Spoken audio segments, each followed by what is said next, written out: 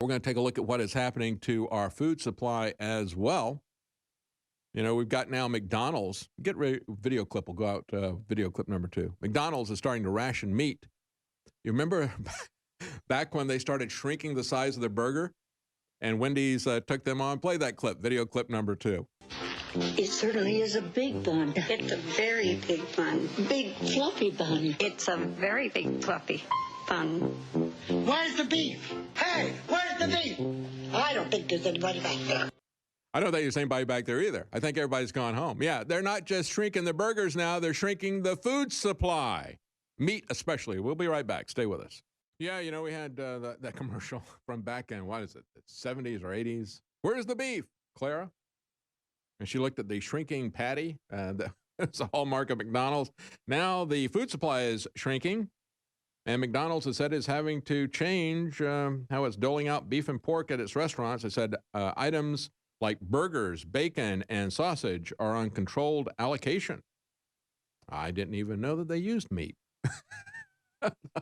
I'm just joking. But as other articles are pointing out, facing meat shortages, some Americans turned to hunting during the pandemic. Beef output is now down way more than what it looks like at the shelves, the grocery stores. They point out that the 10 to 15% reduction in capacity that is showing up on the grocery stores right now does not reflect what's coming down the pike. Cattle slaughter dropped 37% this week from a year ago. Hog slaughter down 35%, and topping the shutdown figure of 25 to 30% in general. In Florida, at least, there's a little bit of common sense with that government. I mean, some jurisdictions you have, like in L.A., they really came after restaurants for selling some of their food as groceries. You can't do that. You're only authorized to be a restaurant. You can't sell the food that you've got here. You have to prepare it before you can sell it.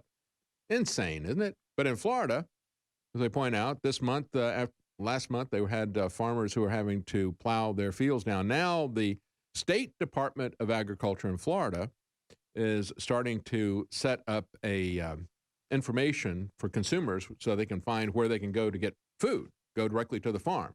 So a lot of them are just growing one particular thing, like a lot of tomatoes, you know, for ketchup or something like that. But there's some that are organic farms that are biodiverse and so forth. And, you know, even if you need a lot of tomatoes, maybe there's a reason to do that. Do it locally. I mean, that's a good thing. That could be a good thing coming out of this if they would keep that going. It's called locavore, eating locally.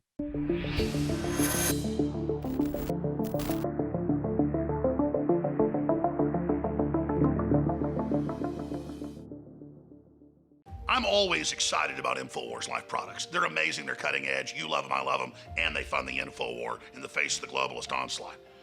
But we have come up with a new product over a year in development that is amazing. The only organic hand sanitizer on the market with organic essential oils on top of it. And there's another innovation. It's the spray cap. It doesn't just pour out a bunch of thick, gross goo, but it's high quality and aerosolizes it in a really great way. I like to put it on my hands, rub a little bit on my face. It's got organic alcohol in it, so don't spray it right in your eyes. But I just love it personally as something that's a moisturizer as well. So this is a real innovation. I don't know why others didn't think of coming out with a hand sanitizer that actually has essential oil in it so it doesn't dry you out, it smells great. It's so refreshing. This is a big winner.